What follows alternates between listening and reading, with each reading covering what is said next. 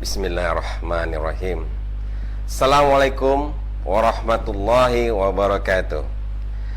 Alhamdulillahi rabbil alamin, wabihi nasta'inu ala umuri dunia waddin, wassalatu wassalamu ala asrafil mursalin wa ala alihi wa sahbihi ajma'in. Amma ba'du. Allahumma sholli ala sayyidina Muhammad wa ala alihi sayyidina Muhammad. Assalamualaikum ya Rasulullah.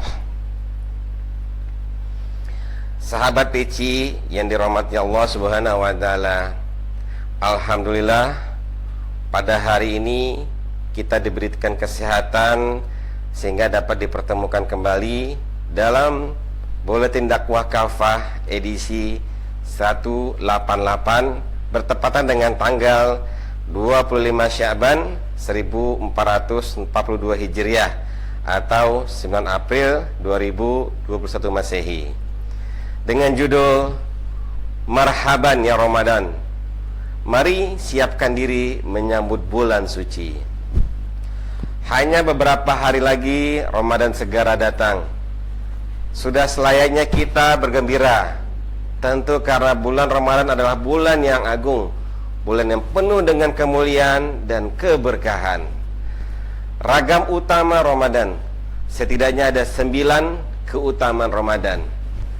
Pertama, bulan Ramadan adalah bulan yang di dalamnya diwajibkan berpuasa agar manusia meraih takwa, sebagaimana yang dituliskan dalam Al-Quran surat Al-Baqarah ayat 183.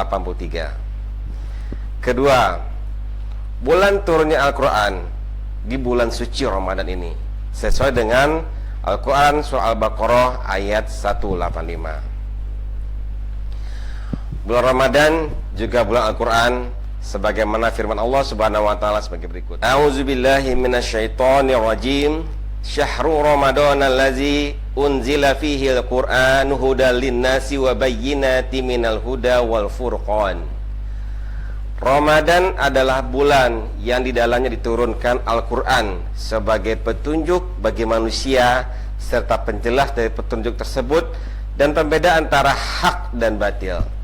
Surat Al-Baqarah ayat 185. Ketiga, bulan Ramadan juga bulan pengampunan dosa, sebagaimana sabda Rasulullah SAW, man soma Ramadan imana wahtisaban khufira lahu ma taqaddama min dzambih.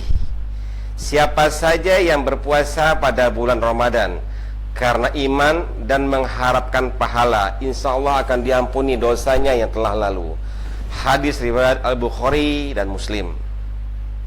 Dan yang keempat, bulan Ramadan juga dikenal dengan bulan pembebasan dari neraka.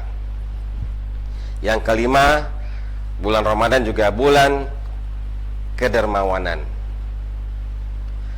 Yang keenam, di dalam bulan Ramadan ini, di dalamnya pintu surga dibuka, pintu neraka ditutup, dan setan-setan dibelenggu.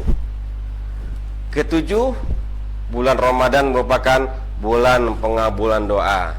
Hal ini dapat dipahami dari firman Allah Subhanahu wa taala dalam surah Al-Baqarah di sela-sela yang menjelaskan tentang hukum-hukum puasa pada surah Al-Baqarah ayat 186.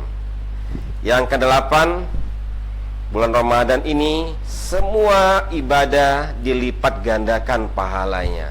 Masya Allah, luar biasa berkahnya. Dan yang terakhir, yang ke-9 adalah di dalamnya bulan Ramadan ini terdapat malam Lailatul Qadar, malam 1000 bulan, yang mana pahalanya akan dinilai dan dihisab sungguh luar biasa.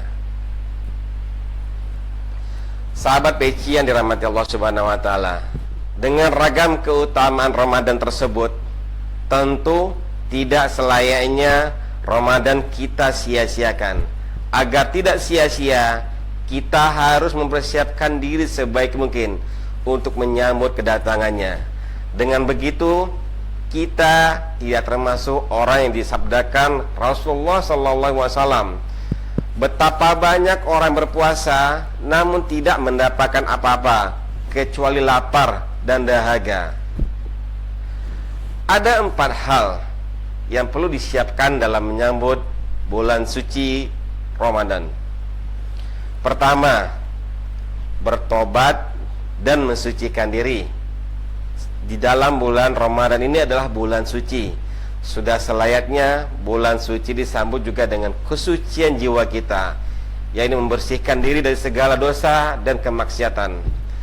Apalagi semua yang terjadi di tengah-tengah kehidupan saat ini, musibah, bencana, wabah, sempitnya kehidupan kita, hilangnya keberkahan hidup kita, tentu tidak dapat dilepaskan dari dosa-dosa kita. Dan yang kedua, bersyukur kepada Allah Subhanahu wa taala karena kita masih diberi kesempatan berjumpa kembali dengan Ramadan.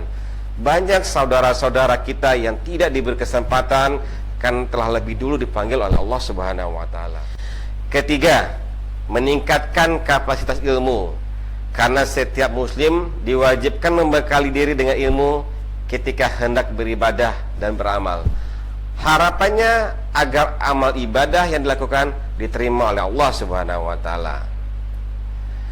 Yang keempat, membulatkan niat memiliki himmah aliyah atau cita-cita tinggi untuk berusaha memperbaiki perkataan, perbuatan, sungguh-sungguh dalam ketaatan, menghidupkan di bulan Ramadan dengan amal soleh dan berpuasa dengan sebenar-benarnya.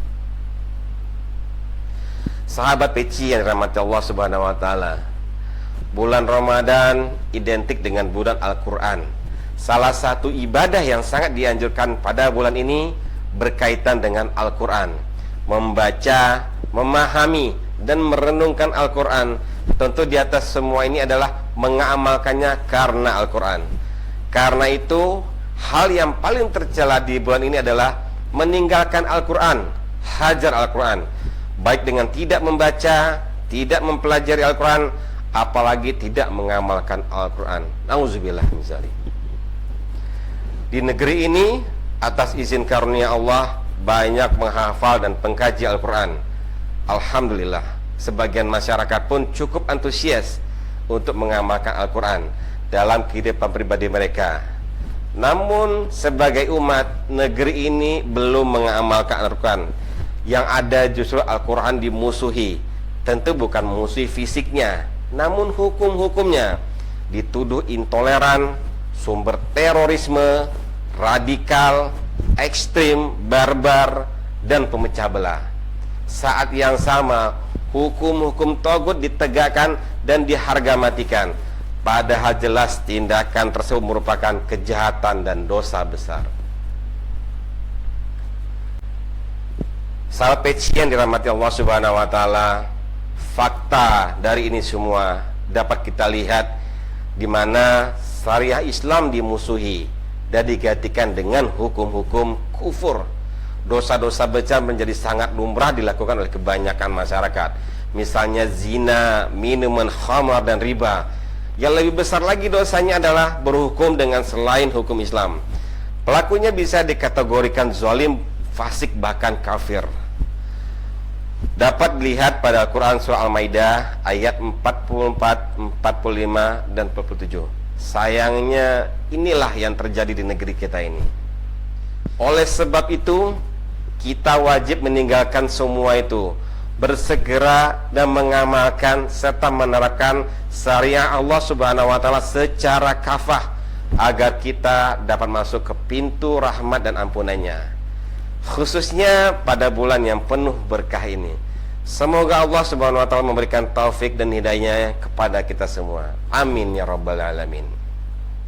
Adapun hikmah yang ingin disampaikan sesuai dengan sabda Rasulullah SAW, yaitu betapa rugi seseorang berjumpa dengan bulan Ramadan, kemudian Ramadan itu berlalu sebelum dia diampuni. Hadis riwayat Ahmad dan At-Tirmizi. Demikianlah yang dapat saya sampaikan. Sebelum saya menutup perjumpaan kita kali ini, izinkan saya mewakili tim PC mengucapkan marhaban ya Ramadan. Mohon maaf lahir dan batin.